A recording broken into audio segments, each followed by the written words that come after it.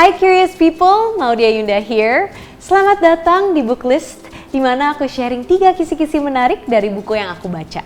Dan hari ini kita akan membedah buku Designing Your Life.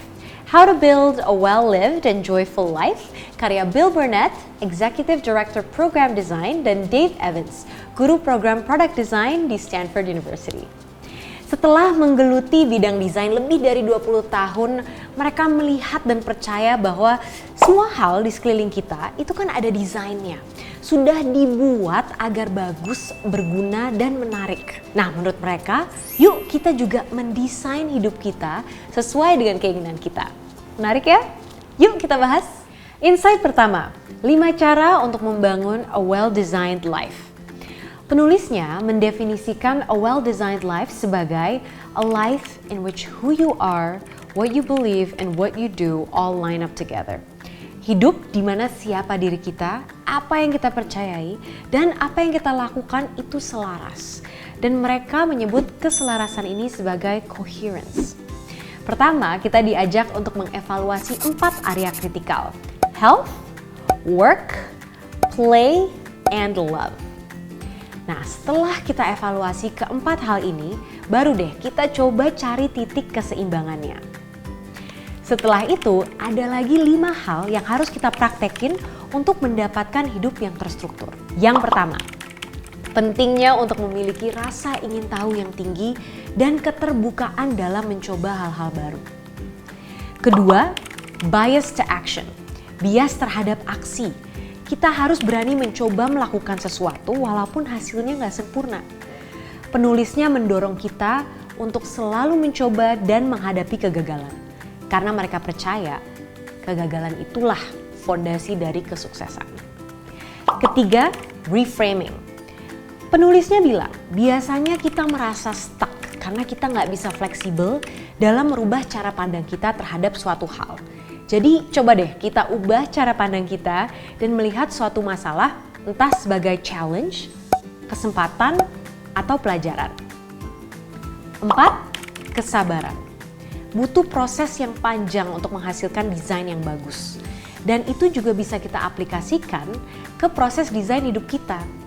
Kita diajak untuk prototyping, menjalankan eksperimen, tes-tes dalam hidup kita untuk lebih mengenal diri kita sendiri. Dan yang terakhir, radical collaboration atau kolaborasi yang radikal. Penulisnya percaya akan kekuatan meminta bantuan. Karena desain yang bagus itu kan biasanya membutuhkan beberapa kepala ya. So, meet people, ask questions, ask for help, but remember, only get input from the people you trust. Insight kedua, temukan kompas hidup kamu. Di buku ini ada 2 prinsip yang sering disebut, work view dan life view. Work view adalah filosofi kita dalam melihat dan mendefine kerjaan di hidup kita. Sedangkan life view adalah filosofi kita dalam melihat kehidupan, termasuk personal values kita dan cara-cara kita untuk gimana sih caranya hidup selaras dengan values tersebut. 2 filosofi ini dianggap sebagai kompas atau kiblat dalam hidup kita. Yang artinya hampir semua keputusan yang kita ambil pasti akan berpacu pada 2 fondasi ini.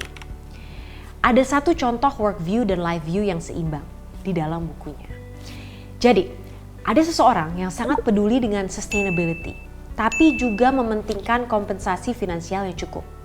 Nah, orang ini dipertemukan dengan 2 tawaran kerjaan. Yang pertama, gaji yang ditawarkan cukup besar sehingga dia bisa menabung. Tapi ditawarkan oleh perusahaan minyak.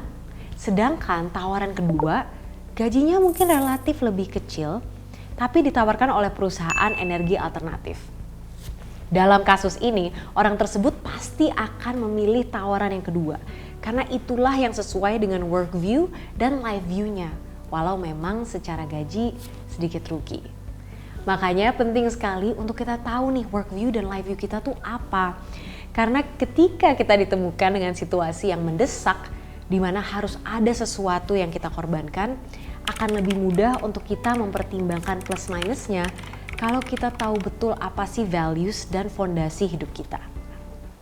Insight ketiga, there are many versions of you. Nah, this one was quite interesting. Dalam proses mendesain hidup kita, kita harus membayangkan diri kita di berbagai realita alternatif atau berbagai versi perjalanan hidup. Dan untuk melihat kehidupan-kehidupan kita yang lain ini, penulisnya mengajak kita untuk membayangkan 3 versi dari masa depan kita dengan membuat 3 5-year Odyssey Plans. Odyssey Plans adalah roadmap ke realita alternatif yang berisikan gambaran dan harapan hidup kita 5 tahun ke depan. Nah, rencana pertama didasari oleh apa yang kita lakukan sekarang, business as usual. Rencana kedua isinya plan B, kalau seandainya hidup yang sekarang kita jalanin itu tiba-tiba nggak bisa kita jalanin lagi.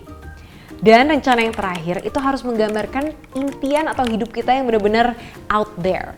Apa yang akan kita lakukan kalau misalnya uang atau reputasi atau apapun itu udah nggak penting lagi. Dengan membuat 3 rencana Odyssey ini, kita jadi bisa melihat jelas kalau ternyata ada banyak kesempatan, ada banyak kemungkinan di luar sana yang bisa kita pilih. Dan mungkin kita bisa ngerasain sendiri yang mana nih yang lebih exciting atau menarik. Dan nantinya gambaran ini bisa kita gunakan untuk membuat personal mission statement berisikan goals-goals kita. And so what? Menurut aku buku ini sangat menarik. Karena isi buku ini tuh beneran diterapkan sebagai mata kuliah dan aku ngambil juga. Dan bukunya tuh banyak latihan soal yang membuat aku harus pause dan bener-bener fokus mikirin hidup aku. Nah, satu hal yang melekat banget buat aku adalah si konsep multiverse itu, yang konteksnya di sini bukan sesuatu yang mistik ya, tapi lebih ke konsepnya ini tuh bisa dipakai untuk kita untuk ngebayangin berbagai realita hidup dan membuat kita merasa, wow, if I actually think about it, this path sounds more exciting for me, or this path is actually possible. Dan itu tuh berguna banget, apalagi pada saat aku tuh lagi mikir, abis lulus aku mau ngapain ya.